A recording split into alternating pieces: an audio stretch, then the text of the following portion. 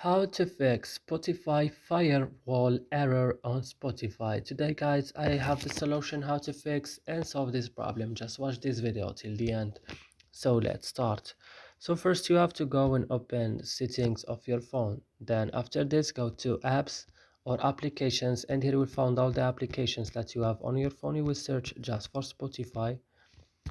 When you found Spotify, just open it like this and go to storage option, and then go to the last button, clear data, click OK, and now go back and click on first stop and click OK. And the last thing is go into Play Store and update your Spotify again. And that's it. I hope this video is helpful for you. Don't forget to like and subscribe in our channel. See you in another video.